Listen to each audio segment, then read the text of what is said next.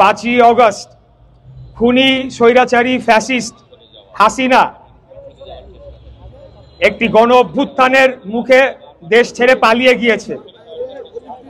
পালিয়ে গেলেও হাসিনার যারা দোসররা রয়েছে, যারা তার গুম খুনের সহযোগী ছিল, গত 16 বছরে একদলীয় শাসন ব্যবস্থায় যারা তাকে সহযোগিতা করেছে, তারা কিন্তু এখনো বাংলাদেশে রয়ে গিয়েছে। বিশেষ করে বিভিন্ন সরকারি দপ্তরগুলোতে তারা এখন বহাল তবিয়তে রয়েছে এবং তারা ষড়যন্ত্র করে চলেছে। এখনো বিএনপির বিরুদ্ধে তাদের ষড়যন্ত্র অব্যাহত রয়েছে। বৃহৎ অন্য রাজনৈতিক দলের নেতার মুখে শুনলাম যে এক দল খেয়ে গিয়েছে, আরেক দল খাওয়ার জন্য নাকি বসে রয়েছে। তো আমি তাদের উদ্দেশ্যে বলতে চাই যে এই ধরনের মন্তব্য করে আমাদের যে ঐক্য সৃষ্টি হয়েছিল খুনি হাসিনার বিরুদ্ধে, সেই ঐক্যকে বিনষ্ট করলে সবশেষে গিয়ে দেশ এবং জনগণেরই ক্ষতি হবে। আমরা 16 বছর দেশনেত্রী বেগম খালেদা জিয়া এবং তারেক রহমানের নেতৃত্বে যে আন্দোলন সংগ্রাম করেছি, সেটি একটি ঐতিহাসিক আন্দোলন হয়ে থাকবে।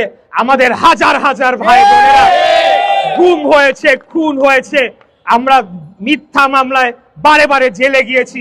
আমাদের উপর এমন কোনো অত্যাচার নির্যাতন নাই যেটা করা হয় নাই। আমাদের ব্যবসা বাণিজ্য নিয়ে যাওয়া হয়েছে। সর্বশেষ আপনারা দেখেছেন গত ডামি নির্বাচনের আগে এরকম ভয়াবহ আগ্রাসী ভূমিকা এই পতিত স্বৈরাচারের পুলিশ বাহিনী করেছিল।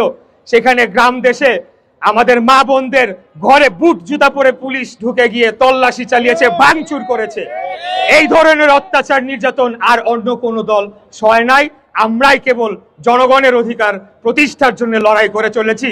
অতএব কেউ যদি বলতে চায় আমরা খাবার জন্য অপেক্ষায় রয়েছি, তারা বোকার স্বর্গে বাস করছে।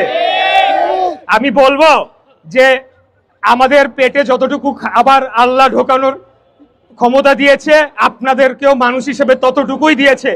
এখন আপনারা ইতিপূর্বে খেতে পেরেছেন কিনা সেটা নিয়ে হয়তোবা আপনাদের কোনো ক্ষোভ থাকতে পারে যে আপনারা কোনোদিন রাষ্ট্র ক্ষমতায় যেতে পারেন নাই, রাষ্ট্র ক্ষমতায় যেতে পারবেনও না।